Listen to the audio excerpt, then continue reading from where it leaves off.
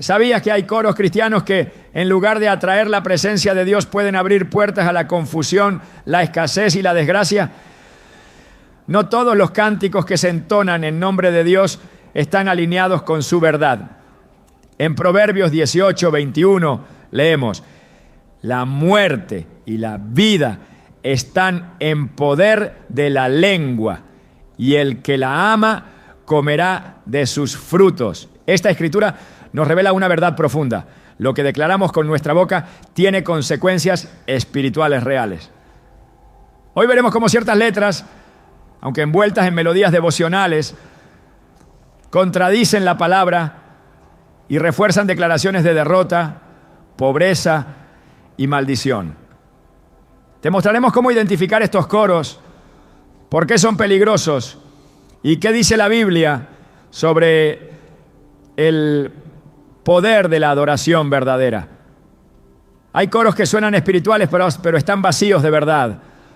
¿Estás listo para entender lo que Dios tiene reservado para ti a través de una adoración limpia y poderosa? Muchas personas no se imaginan que un coro cristiano repetido domingo tras domingo pueda estar sembrando palabras contrarias a la voluntad de Dios en sus vidas. A lo largo de los años hemos creído que mientras el canto mencione a Dios, todo está bien.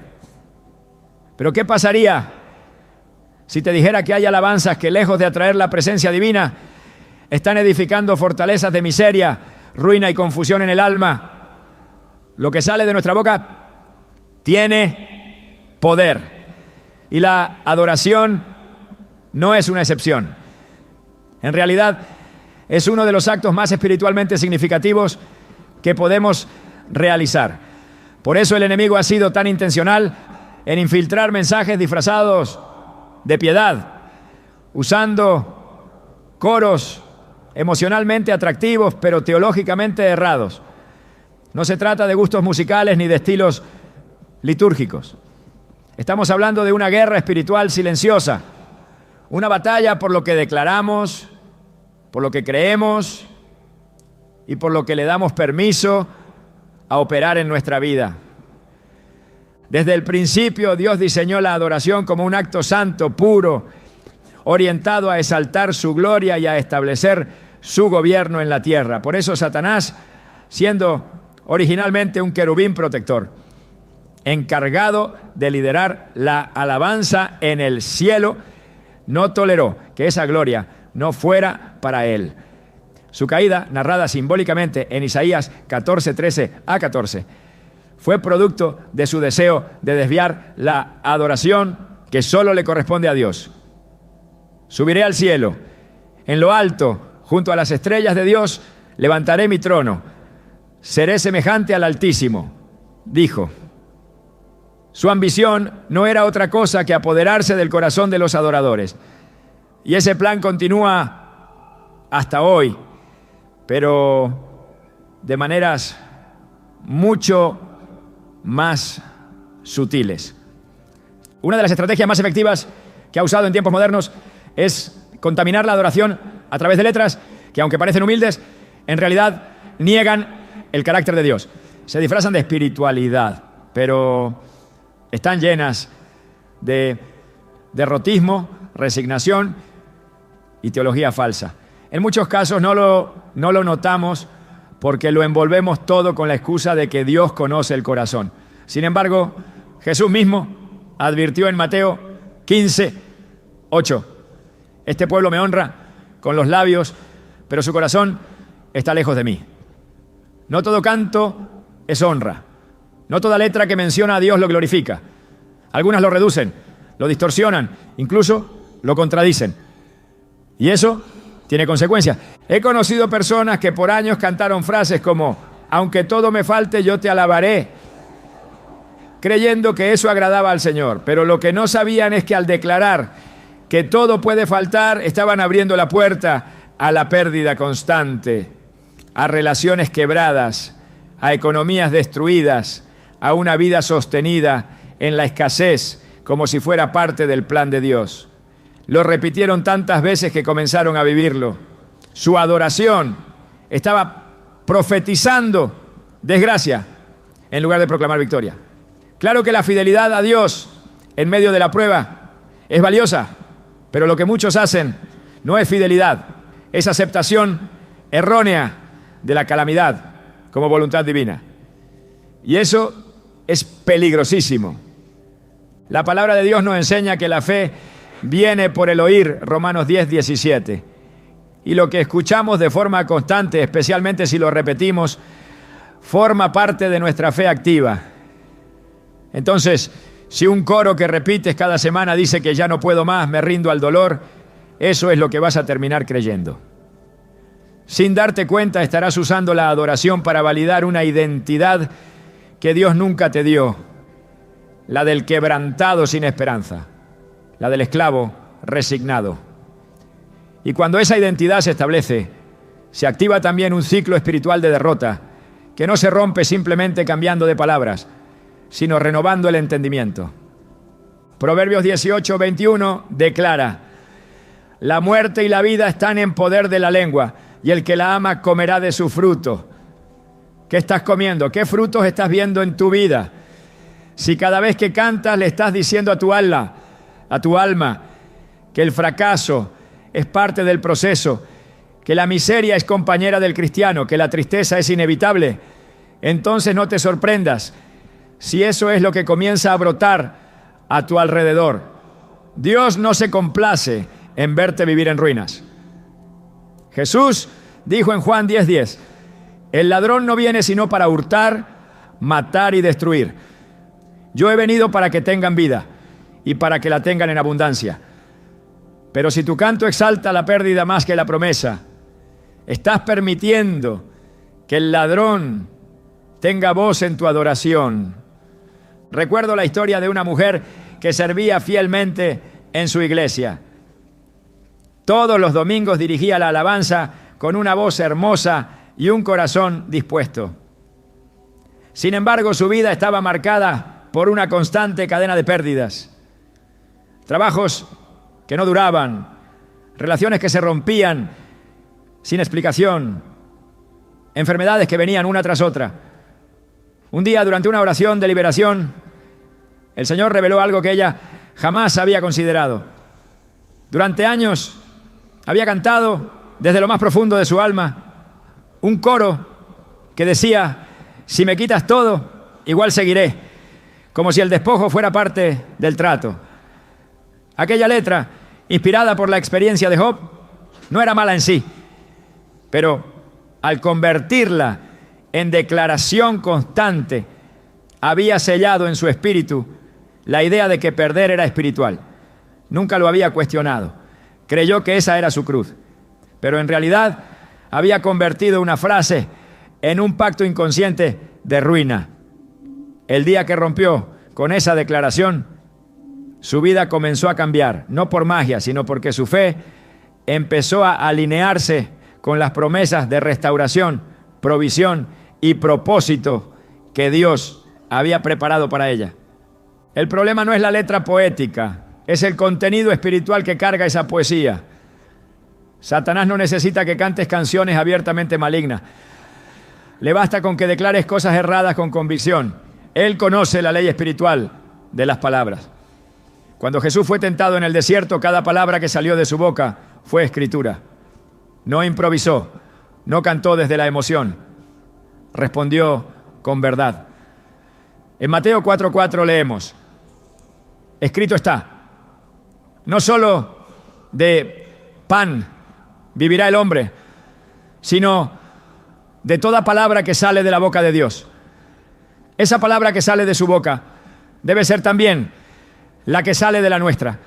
Pero si nuestras canciones no salen del corazón de Dios, sino del corazón herido del hombre, entonces estamos edificando altares emocionales, no espirituales. Pablo escribió en Colosenses 3:16 que la palabra de Cristo habite en abundancia en vosotros, enseñándoos y exhortándoos unos a otros con salmos, himnos y cánticos espirituales. ¿Qué significa eso?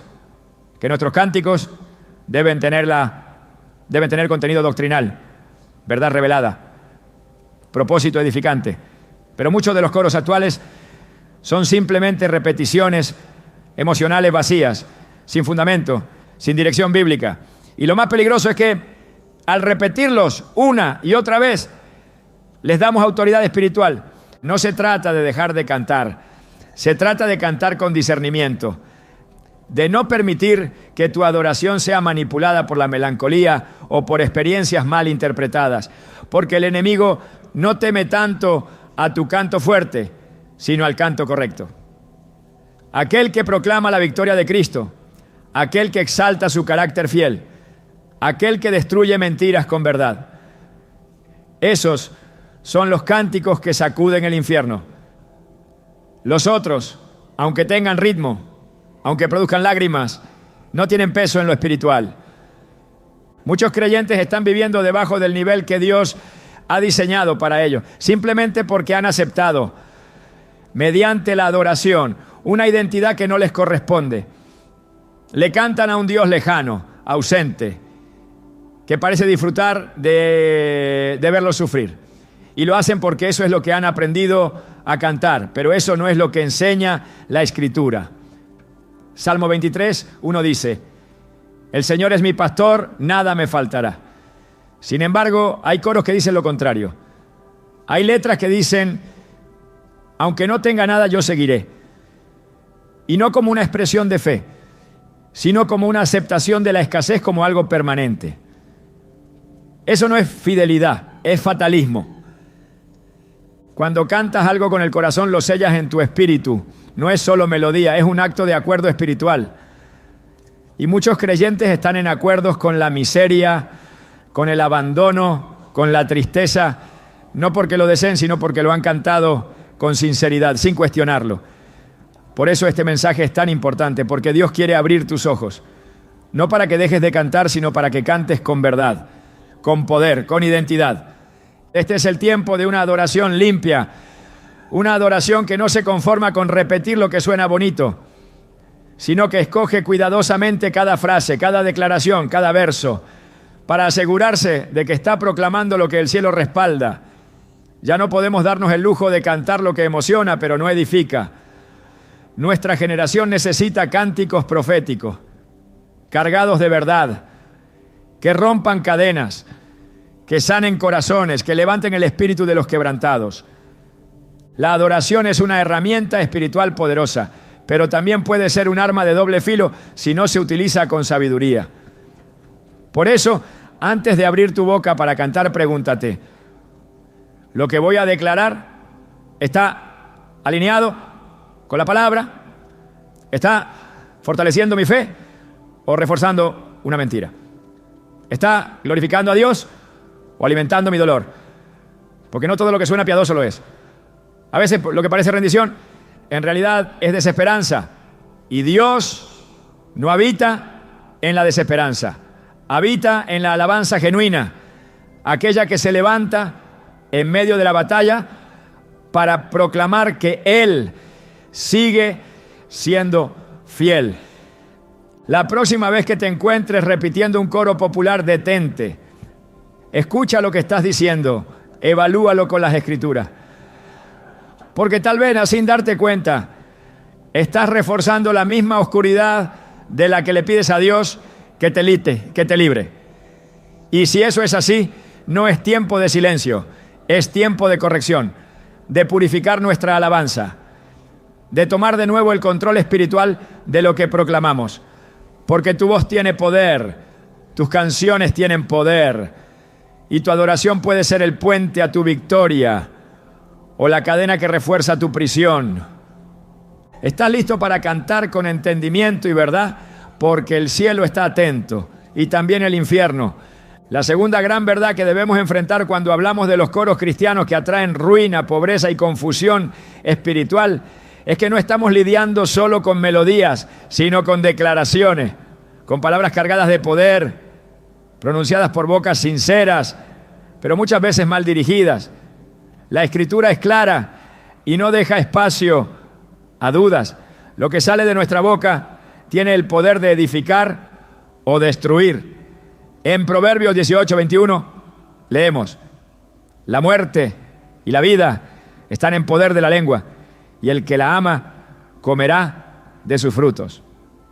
Esta no es una metáfora decorativa, es una advertencia directa del cielo. Cada vez que cantamos, profetizamos. Cada frase entonada no es solo una parte de una canción, es una semilla espiritual lanzada al terreno de nuestra vida esperando producir su fruto. Cuando un coro repite frases como ya no tengo fuerza, me rindo ante el dolor, todo se ha perdido pero igual cantaré. Esas palabras no quedan suspendidas en el aire, se convierten en decretos, en afirmaciones espirituales que si no están respaldadas por la verdad de la palabra de Dios, dan legalidad a la mentira, abren puertas al desánimo, al desgaste emocional, a la ruina en lo invisible. Porque aunque el canto parezca piadoso, si su contenido niega el poder, la promesa y la fidelidad de Dios, no puede producir vida. Por el contrario, se convierte en un instrumento que en lugar de levantar deprime, que en lugar de afirmar la fe fortalece el temor, que en lugar de declarar victoria perpetúa la derrota. Jesús mismo dijo en Mateo 12, 36 a 37, mas yo os digo que de toda palabra ociosa que hablen los hombres, de ella darán cuenta en el día del juicio, porque por tus palabras serás justificado y por tus palabras serás condenado. Este principio también se aplica a lo que cantamos, lo que muchos consideran inofensivo, lo que repiten sin pensar porque así dice la canción, puede estar marcando su atmósfera espiritual de manera invisible, pero contundente. Las canciones no son simplemente una forma de expresión, sino un vehículo que transporta convicciones, teología, verdades o errores directamente al alma. La palabra de Dios es viva y eficaz. En Hebreos 4:12 se declara que es más cortante que toda espada de dos filos. Cuando esa palabra es cantada, se activa como una espada profética, penetrando corazones, abriendo caminos, desatando promesas. Pero cuando las palabras entonadas no vienen de la palabra, sino de la emoción, de la frustración o del dolor sin redención, esa espada se vuelve en contra. En lugar de cortar cadenas, corta la esperanza. En lugar de abrir cielos, cierra los oídos espirituales. Porque la fe no se edifica en frases que glorifican el quebranto como un estado permanente, sino en declaraciones que exaltan el poder restaurador de Dios. En el Salmo 19, 14, el salmista eleva una súplica que debería estar en el corazón de todo adorador. Sean gratas las palabras de mi boca y la meditación de mi corazón delante de ti, oh Señor, roca mía y redentor mío. Esa oración no se limita al momento de la prédica, sino también al momento de la alabanza. Porque lo que cantamos también debe ser grato ante Dios. No podemos declarar con música lo que nunca aceptaríamos como enseñanza. No podemos vestir con melodía lo que es teológicamente incorrecto y esperar que el cielo lo respalde. La adoración verdadera no se mide por la emoción que provoca, sino por la verdad que contiene. Pablo, en su carta a los Efesios, capítulo 4, versículo 29, escribió: ninguna palabra corrompida salga de vuestra boca, sino la que sea buena para la necesaria edificación, a fin de dar gracia a los oyentes. Si eso aplica a la conversación cotidiana, cuánto más a los coros que cantamos como iglesia. Cada coro es una declaración colectiva, es un acto espiritual comunitario que eleva o arrastra, que sana o hiere, que edifica o corrompe. Por eso el enemigo ha sido tan sutil. No ha atacado la alabanza frontalmente, ha infiltrado las letras, ha sembrado conceptos que parecen piadosos, pero que, al ser repetidos con sinceridad, producen desalineación con la palabra. Cantar que se ha perdido todo y que uno ha sido abandonado puede parecer una expresión de entrega, pero si no está fundada en la verdad del Dios que restaura, se convierte en una declaración de desamparo permanente. La adoración jamás fue diseñada para reafirmar nuestras debilidades como verdades eternas. Fue creada para magnificar a Dios por encima de nuestras circunstancias. Fue diseñada para declarar su soberanía, su cuidado, su justicia, su provisión. En ningún lugar de las Escrituras se presenta la adoración como un lamento sin propósito. Incluso los salmos más angustiados concluyen con esperanza. Aún en medio del clamor el tono cambia y el salmista afirma la fidelidad de él, la fidelidad del Señor. Cuando la iglesia canta coros que no terminan con fe, está proclamando derrota. Y esa proclamación tiene consecuencias. En la atmósfera espiritual las palabras liberan. En Jeremías 1, 9 a 10, Dios le dice al profeta: Aquí he puesto mis palabras en tu boca. Mira que te he puesto en este día sobre naciones y sobre reinos, para arrancar y para destruir, para arruinar y para derribar, para edificar y para plantar.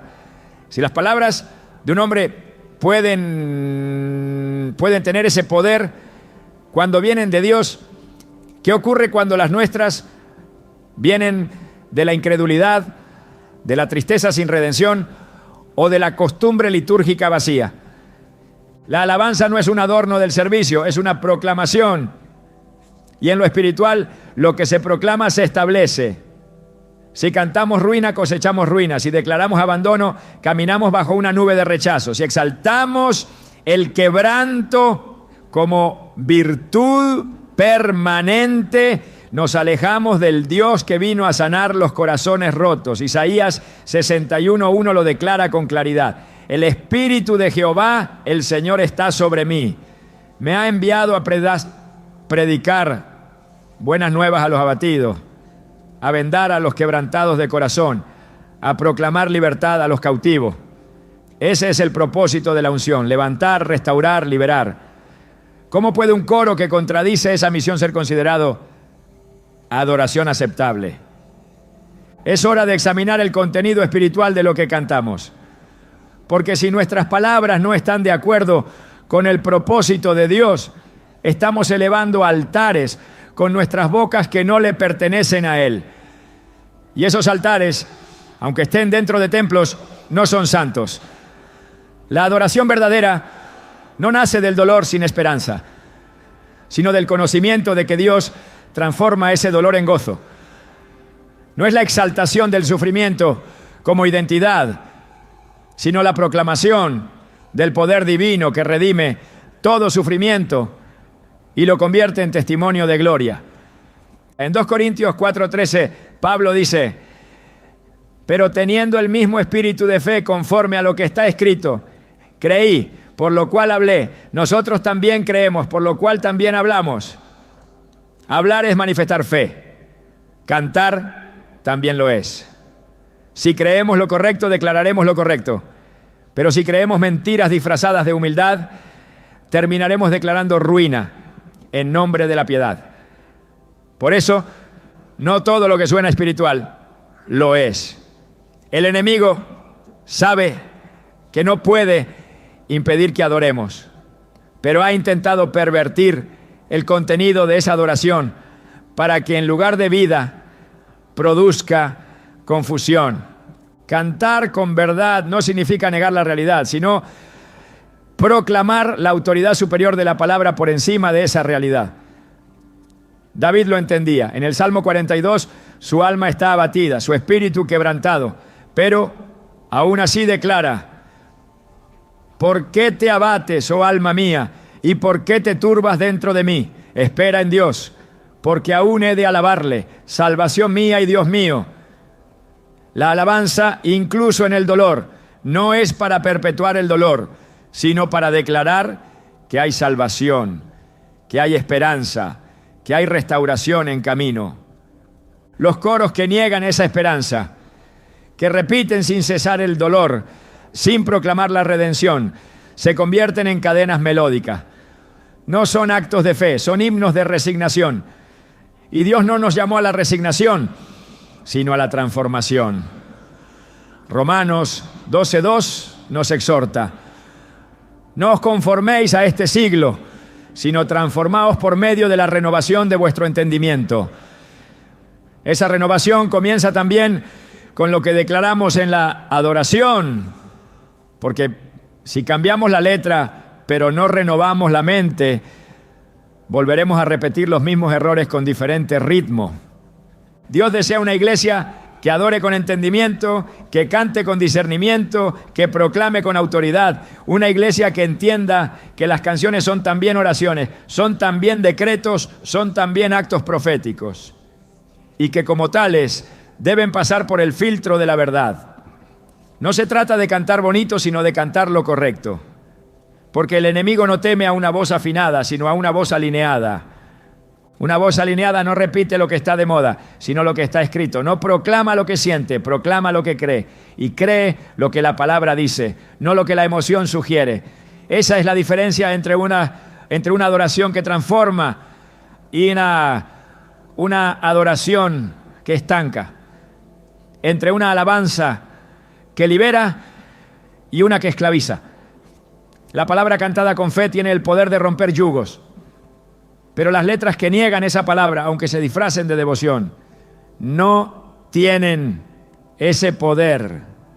Volver a la pureza de la adoración es volver al poder de la palabra. Es entender que lo que declaramos con nuestra boca, especialmente en la alabanza, establece un ambiente espiritual. Y ese ambiente puede ser cielo o puede ser desierto. Puede ser victoria o puede ser ruina. Todo depende del contenido, del origen, de la verdad detrás de la melodía. Cada palabra que cantas importa. Cada verso que proclamas en adoración establece algo en tu espíritu.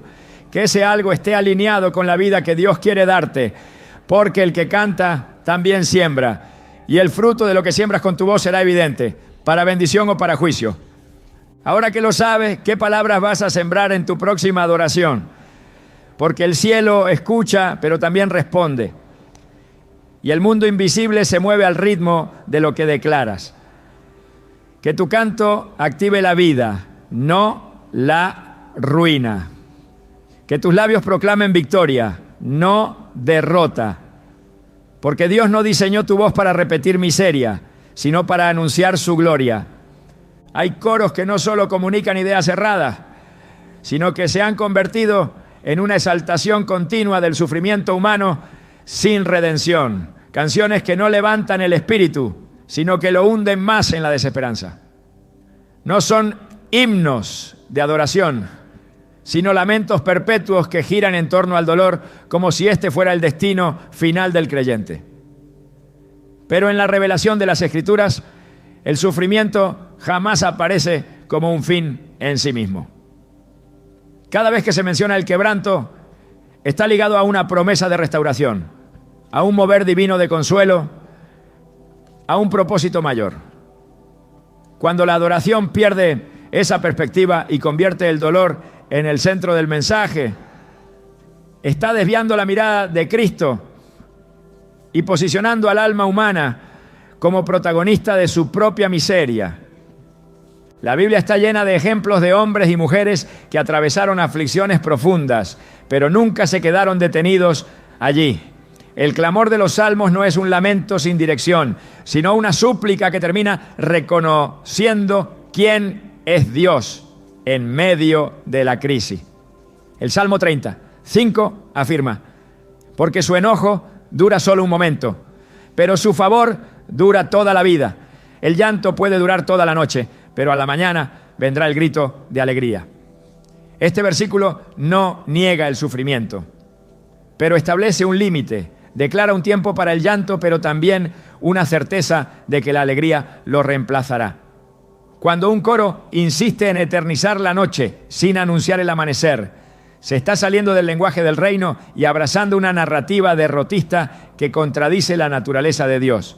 Jesús en su ministerio terrenal no negó el sufrimiento, lo vivió, lloró, fue quebrantado, pero cada una de sus acciones estaba orientada a mostrar que el reino de Dios no se establece en la tragedia permanente, sino en la transformación. En Lucas 4:18, cuando declaró su propósito, al leer del profeta Isaías, dijo: el Espíritu del Señor está sobre mí, por cuanto me ha ungido para dar buenas nuevas a los pobres.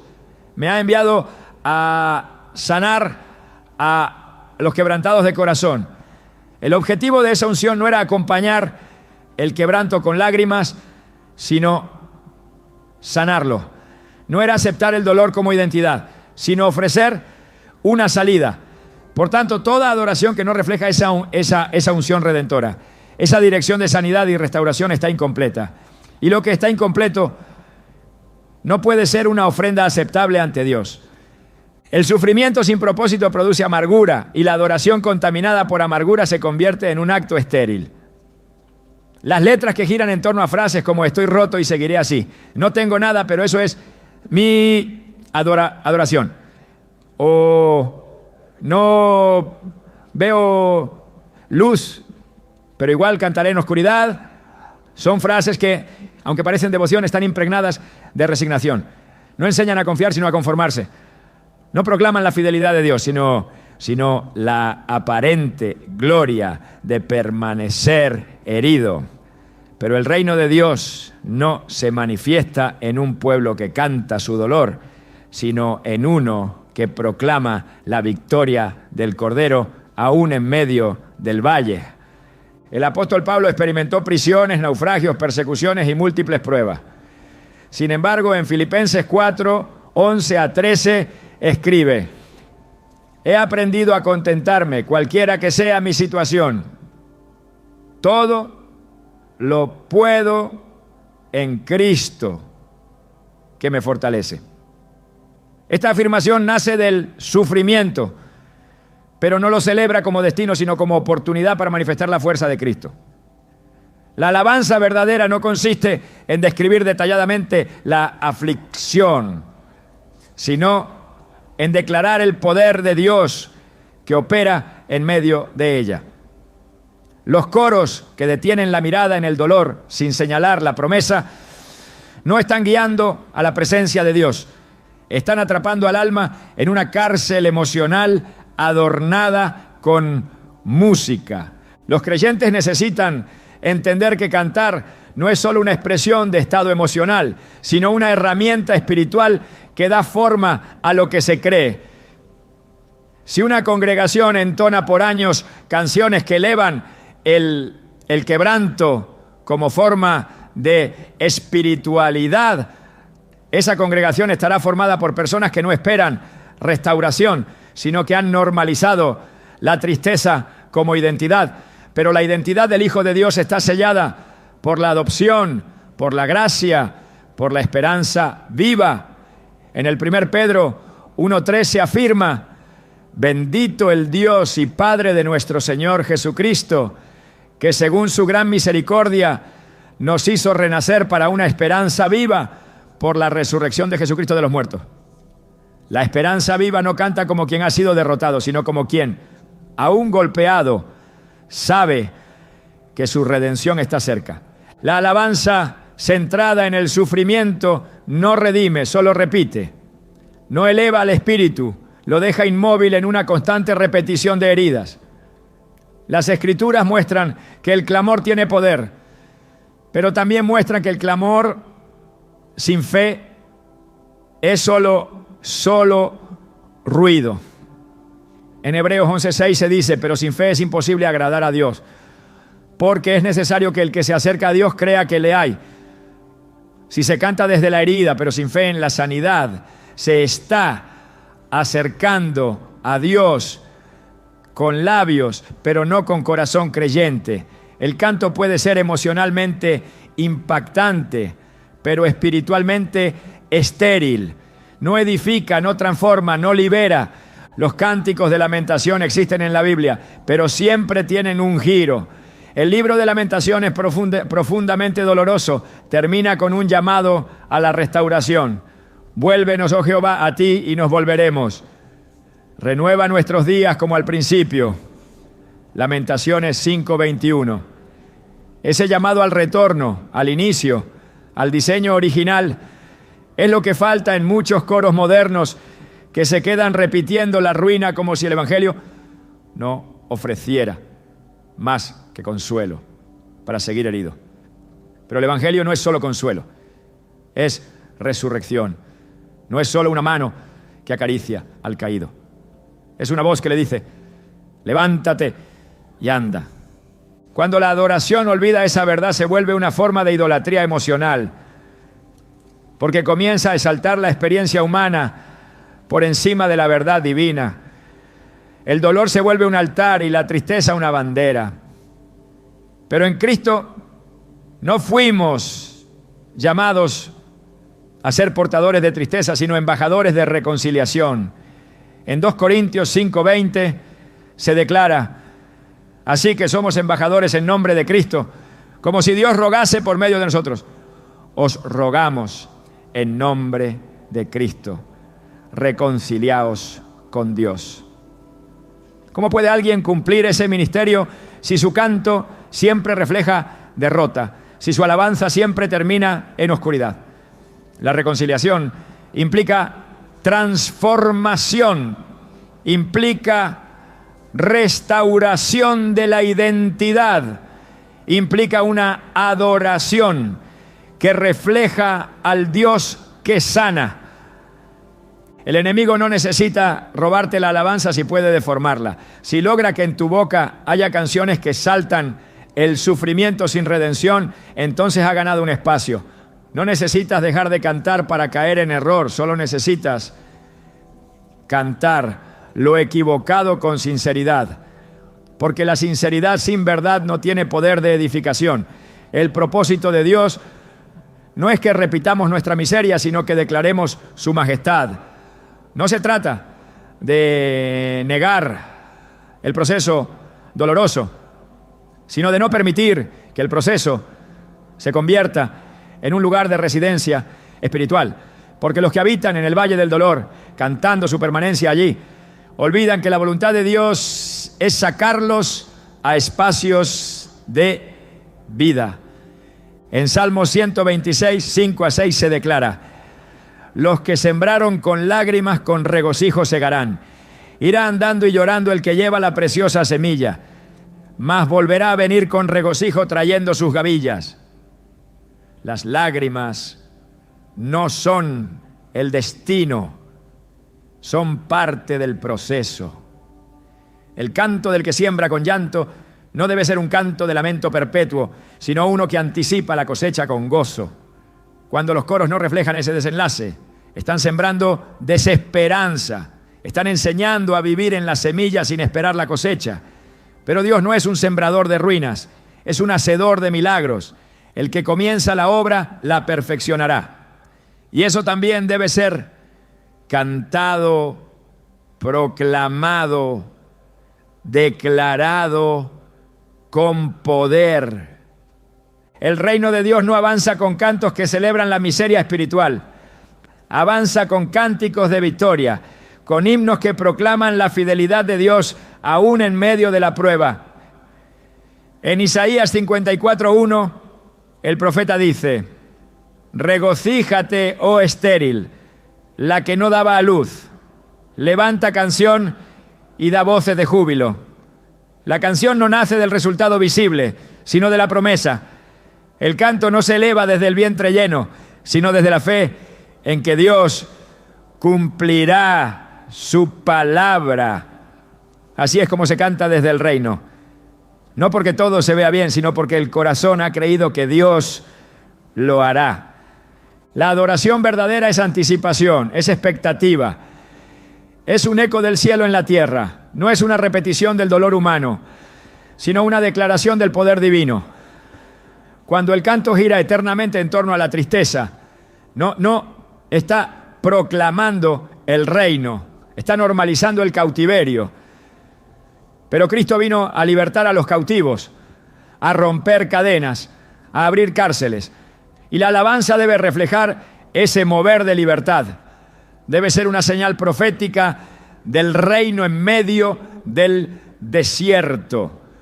Una bandera en alto que dice, el gozo viene, la restauración es segura, el Dios de los ejércitos pelea por nosotros.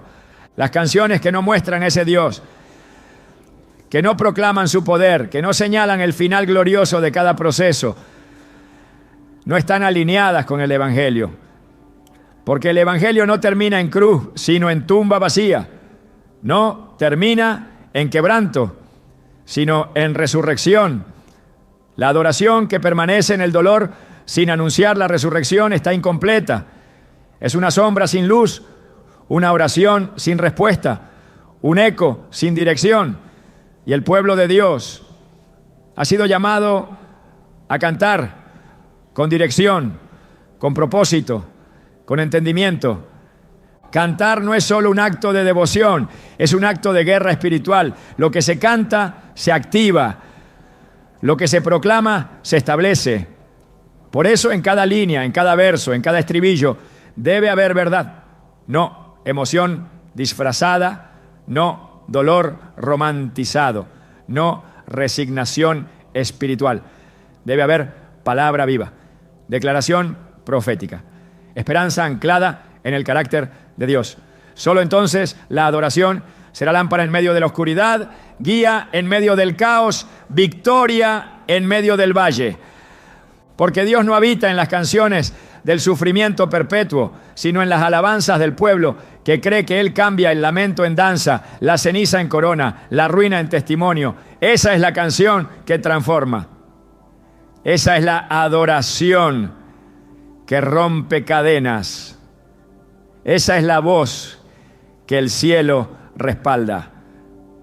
Una de las formas más sutiles mediante las cuales el enemigo ha logrado infiltrar confusión en la adoración del pueblo de Dios es por medio de letras que, sin parecer dañinas, en realidad proclaman escasez, abandono y una imagen distorsionada de la naturaleza del Padre. No se presentan como blasfemias abiertas ni como himnos de rebeldía. Se esconden bajo melodías suaves, palabras que aparentan humildad, frases que suenan espirituales, pero que en su raíz contradicen directamente las promesas del Dios proveedor, del Dios cercano, del Dios fiel. Son coros que repiten con solemnidad ideas como: aunque no tenga nada, aunque me sienta solo, aunque no vea tu mano, seguiré.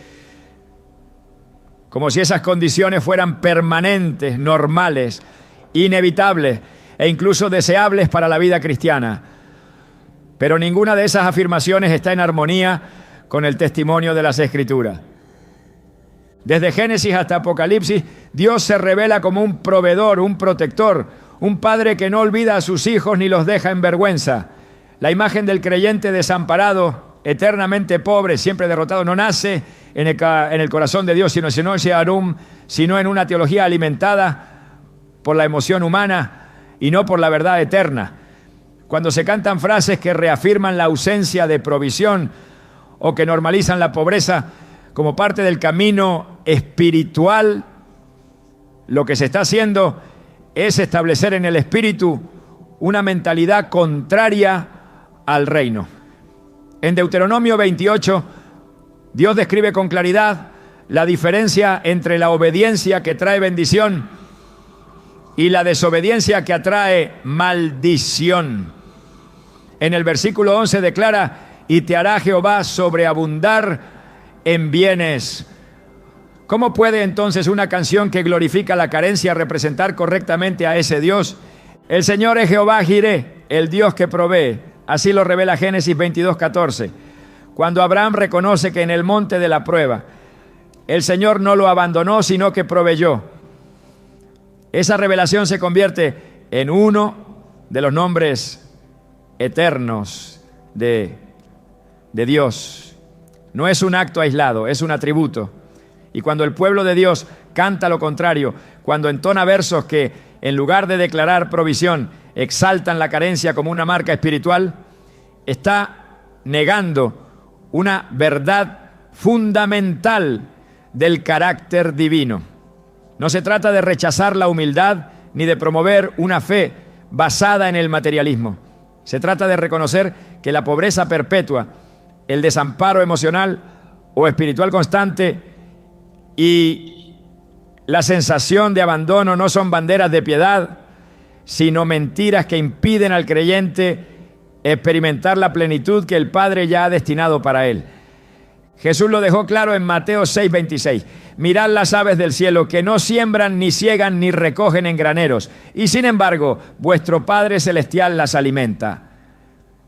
¿No valéis vosotros mucho más que ellas? Este pasaje no es solo una declaración poética, es una afirmación espiritual que derriba cualquier argumento de abandono. El creyente no está llamado a vivir como huérfano, no canta desde el vacío, canta desde la filiación. El cristiano no canta para mendigar el amor de Dios, canta porque ya ha sido amado, escogido, sostenido.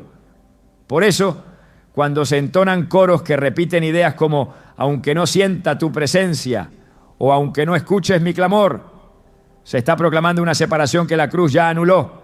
La obra de Cristo en la cruz no solo reconcilia al hombre con Dios, sino que lo posiciona como heredero. Romanos 8:17 declara: y si hijos, también herederos, herederos de Dios y coherederos con Cristo. Este estatus espiritual no es simbólico, tiene implicaciones reales. El heredero no vive como un mendigo. El coheredero no canta ruina como si fuera su lenguaje nativo. La alabanza del Hijo debe reflejar el corazón del Padre. Por tanto, cuando una generación entera canta con convicción frases que evocan la escasez, la distancia divina y la falta de dirección, no está adorando en espíritu y en verdad. Está reforzando una narrativa que no viene del trono celestial, sino de una visión empobrecida de la fe. Los salmos, considerados la base de la adoración bíblica, ofrecen un ejemplo perfecto de cómo se debe expresar el dolor o la necesidad sin negar la naturaleza de Dios. David fue un hombre que atravesó temporadas de persecución, soledad y escasez. Pero incluso en sus cantos más oscuros, nunca negó el carácter fiel del Señor. En el Salmo 37:25 escribió: joven fui y era envejecido, y no he visto justo desamparado, ni su descendencia que mendigue pan. Esta afirmación no nació en un tiempo de abundancia, sino en medio de la prueba. Sin embargo, fue una declaración de fe en el Dios que nunca olvida a los suyos. Hoy, muchos cantan lo contrario. Declaran abandono, proclaman soledad, se identifican con el desamparo como si fuera parte integral de su identidad espiritual. Pero eso no es adoración bíblica. Eso es una distorsión peligrosa. Hay una diferencia inmensa entre cantar desde la prueba y cantar como si la prueba fuera nuestro destino eterno. El creyente puede atravesar el valle de sombra, pero no vive en él. Puede pasar por desiertos, pero no debe construir allí su morada espiritual.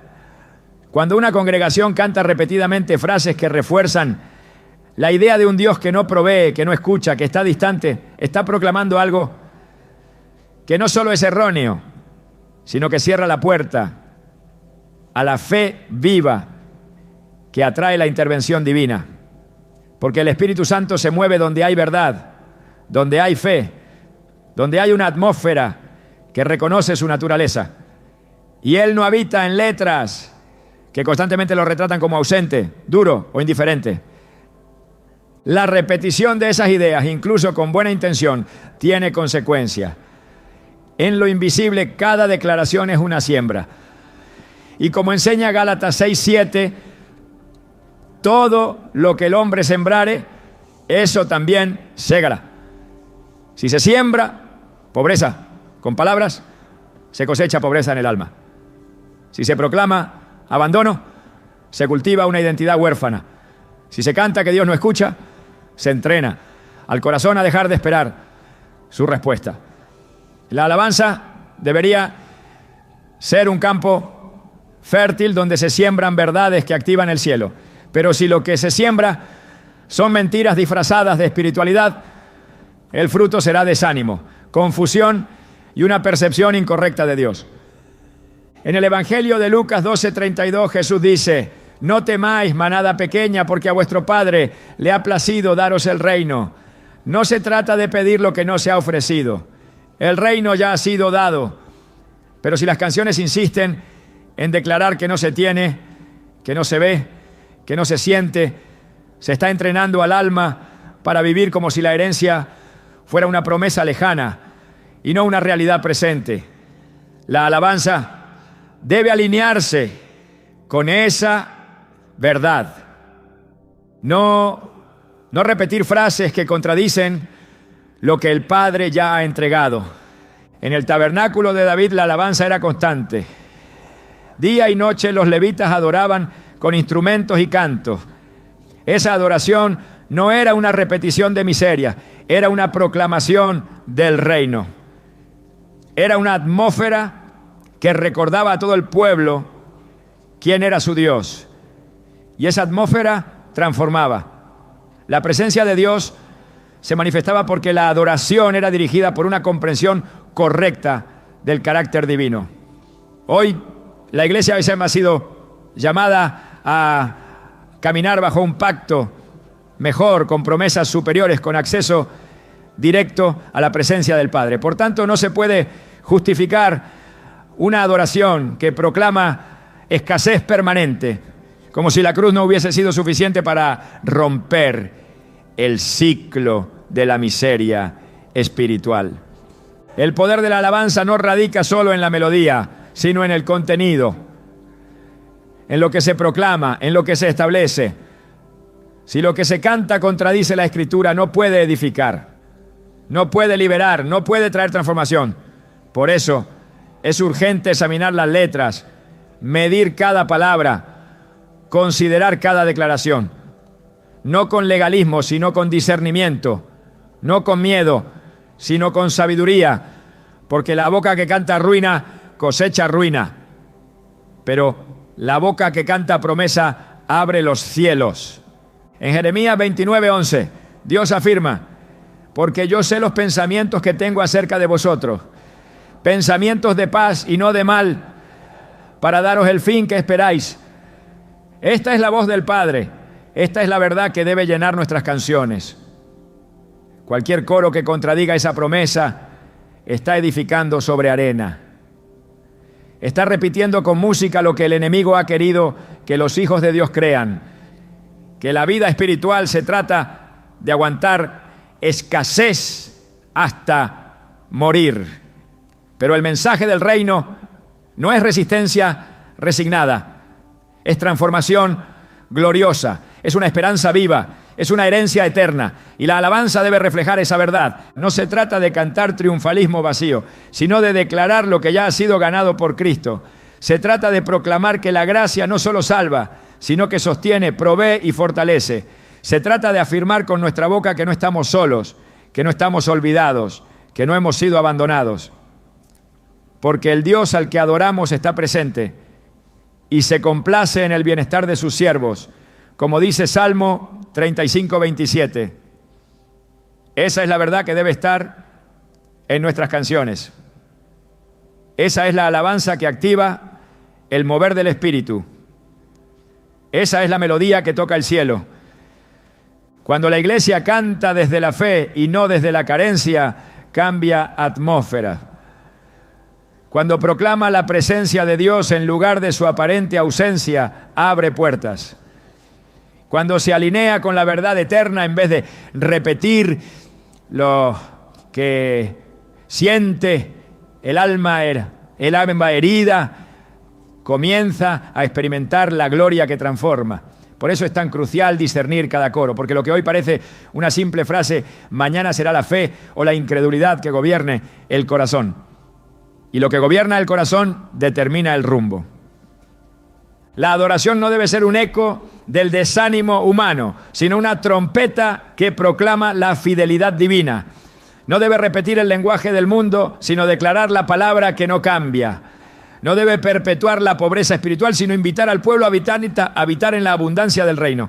Porque si la alabanza es verdadera, entonces será luz, será puerta, será espada. Pero si está llena de palabras que exaltan la escasez, el abandono o la distancia de Dios, entonces se convierte en una sombra sin sustancia, un sonido sin dirección. una forma sin poder. Dios busca adoradores que lo adoren en espíritu y en verdad, no en emoción y error, no en melancolía y costumbre, sino en alineamiento con su palabra. Porque en ese tipo de adoración hay vida. Y donde hay vida, no hay lugar para la ruina. No hay espacio para la pobreza como identidad. No hay cabida para un lenguaje que proclame que Dios ha cerrado el cielo, cuando Él mismo dijo: clama a mí y yo te responderé. Jeremías 33:3. El cielo está abierto. La provisión ha sido dada, la herencia está asegurada. Solo falta que la boca del adorador se alinee con esa verdad y que cada canción proclamada desde el altar sea una afirmación de fe, no una repetición de miseria.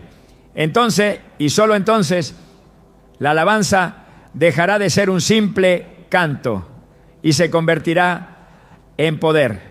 Muchos de los coros que se entonan con fervor nacen del dolor genuino, de momentos de prueba en los que el alma quebrantada busca una forma de expresar su lucha. Pero el hecho de que una canción surja de un corazón sincero no significa que su contenido sea conforme a la verdad de la palabra. La sinceridad no reemplaza la doctrina. Y cantar con emoción no convierte una declaración errónea en una proclamación santa.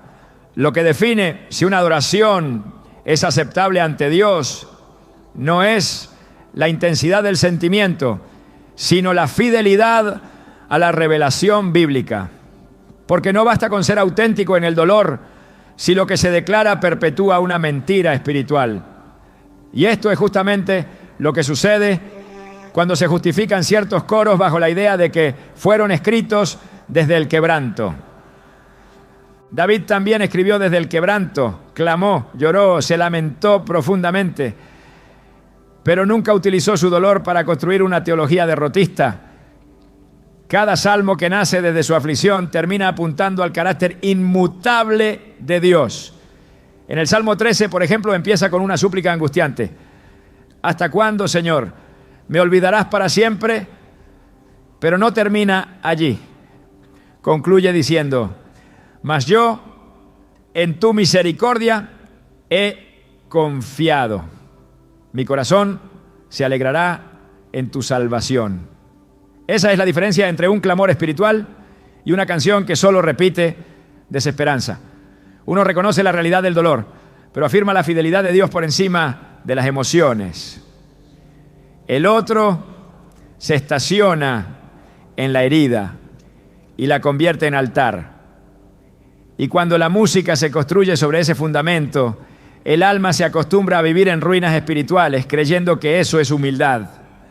La palabra nos muestra que el Espíritu Santo es consolador, guía, maestro y defensor. Su tarea no es amplificar nuestro dolor, sino revelarnos la verdad que nos libera. En Juan 16:13, Jesús dijo: pero cuando venga el Espíritu de verdad, Él os guiará a toda la verdad. Esa verdad incluye reconocer que la adoración no debe ser una manifestación de debilidad perpetua, sino una proclamación de quién es Dios, incluso en medio de la tormenta. Cuando se cantan frases que nacen del quebranto sin haber pasado por el filtro del Espíritu, se está declarando algo que no proviene del cielo. Y lo que no viene del cielo no tiene poder para transformar. No todo lo que nace del corazón debe ser cantado. No toda emoción merece convertirse en liturgia, porque el altar no es el lugar para expresar libremente cualquier sentimiento, sino el espacio donde se proclama la gloria de Dios. Por eso, el origen emocional de muchos coros no puede ser la justificación para su uso. La intención no santifica el contenido. Y el dolor no puede definir la teología de una iglesia. Solo la palabra, solo la verdad, solo Cristo. Esa es la única base sobre la cual una canción puede traer vida y no maldición. La verdadera adoración no nace del caos emocional, sino del entendimiento claro de quién es Dios y de lo que su palabra afirma sobre nosotros. Por eso, cuando hablamos de qué sí debemos cantar, no nos referimos a estilos musicales ni a tales estructuras litúrgicas, sino al contenido espiritual que lleva la letra. Porque lo que proclamamos en medio de la alabanza debe tener un solo objetivo: exaltar el carácter de Dios, declarar su verdad y alinear el corazón del creyente con el cielo. Una adoración que atrae bendición no es necesariamente la más elaborada musicalmente, sino la que está impregnada de escritura viva. Porque cuando una letra refleja lo que Dios ha dicho, se activa en el mundo espiritual una atmósfera que no solo conmueve, sino que transforma. El Salmo 22:3 afirma que Dios habita en medio de las alabanzas de su pueblo. Esto no significa que Él simplemente se acerca cuando se canta, sino que su presencia se establece cuando lo que se entona está alineado con su naturaleza. No cualquier canto puede cargar esa promesa. Solo aquellos que reflejan su santidad, su fidelidad, su poder y su redención. La alabanza eficaz no repite la situación, proclama la solución. No exalta la herida, exalta al sanador. No gira en torno a la debilidad humana, sino a la suficiencia de Cristo. En Hebreos 13:15 leemos: así que ofrezcamos siempre a Dios, por medio de Él, sacrificio de alabanza, es decir, fruto de labios que confiesan su nombre. Esa confesión no puede estar contaminada por la duda, ni por la visión terrenal. Debe ser una confesión que refleje fe, redención y propósito. Cuando la iglesia canta lo que el cielo ya ha dicho, el poder se manifiesta. No hay necesidad de manipular emociones. La atmósfera responde sola, porque el Espíritu Santo se mueve donde la verdad es proclamada con convicción. En Efesios 5:19, Pablo exhorta a hablar entre vosotros con salmos, con himnos y cánticos espirituales, cantando y alabando al Señor en vuestros corazones. Esto no es una sugerencia estética, es una instrucción espiritual. El corazón que canta lo que el Espíritu aprueba se convierte en canal de vida. Una iglesia que canta promesas activa cumplimiento. Un pueblo que proclama la victoria de Cristo vence la opresión. Una voz que entona lo que la palabra establece rompe yugos. Por eso los cánticos deben contener verdad eterna. Frases que proclamen la identidad del creyente como hijo redimido. Letras que afirmen la cercanía de Dios, que celebren su justicia, que exalten su gracia. La adoración verdadera no solo expresa devoción, sino que construye una realidad espiritual basada en el reino. Cuando lo que se canta edifica, entonces también se libera. Porque donde hay verdad, hay libertad. Y donde hay libertad, hay presencia. Esa es la clase de adoración que el cielo respalda. Esa es la canción que trae bendición. La adoración es mucho más que una expresión de fe, es una construcción espiritual que moldea atmósferas, forma pensamientos y define realidades. Cada coro que cantamos, cada palabra que entonamos desde el altar o desde lo íntimo de nuestro corazón, tiene el poder de edificar o desviar, de atraer el favor de Dios o de sellar ciclos de confusión. El verdadero peligro de los coros errados no radica únicamente en sus letras, sino en lo que silenciosamente impiden una adoración pura, poderosa y transformadora. Lo que dejamos de cantar por temor a confrontar errores puede estar retrasando visitaciones divinas, respuestas largamente esperadas y una activación más profunda del propósito individual y colectivo. Cuando no examinamos lo que proclamamos, entregamos el terreno de la alabanza al descuido. Y donde hay descuido, hay distorsión. La gran tragedia de muchos cristianos no es que hayan dejado de cantar, sino que han aprendido a convivir con canciones que Dios jamás inspiró. Han hecho de coros equivocados parte de su lenguaje espiritual, sin notar que cada vez que los repiten, están perdiendo la oportunidad de declarar con poder lo que el cielo espera oír, porque el cielo no responde a frases conmovedoras, sino a verdades que reflejan su diseño eterno. La atmósfera espiritual se abre con revelación, no con tradición. Esta es una hora en la que Dios está purificando la adoración de su pueblo. Está despertando corazones para que canten con entendimiento, para que hablen lo que Él ha dicho, para que se conviertan en instrumentos proféticos que establecen su reino con cada verso. No es tiempo de repetir lo que siempre se ha cantado. Es tiempo de discernir, de elegir, de alinear. Es tiempo de liberar una alabanza que no solo consuele, sino que despierte. Que no solo declare, sino que active. Que no solo emocione, sino que transforme. Dios está buscando voces que no teman soltar lo viejo para abrazar lo verdadero. Voces que entiendan que cantar no es llenar un espacio litúrgico, sino abrir un portal espiritual. Voces que comprendan que cuando el contenido es santo, el poder es inevitable. Porque cuando lo que cantamos refleja el corazón de Dios, no hay desgracia, ni pobreza, ni mala suerte que pueda resistir. Solo queda su gloria. Y cuando su gloria desciende, todo cambia para siempre.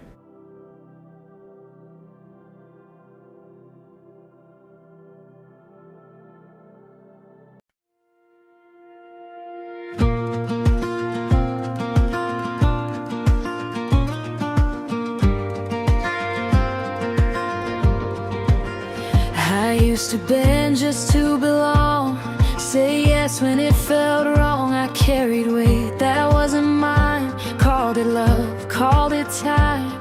I kept losing pieces of me just to keep the peace.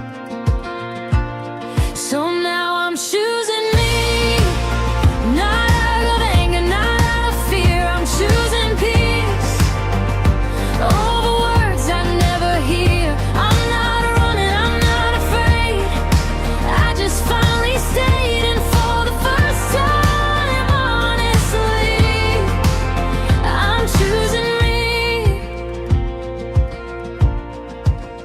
I don't need closure anymore. I've closed that door myself. I stopped asking who I should be, started listening to my breath.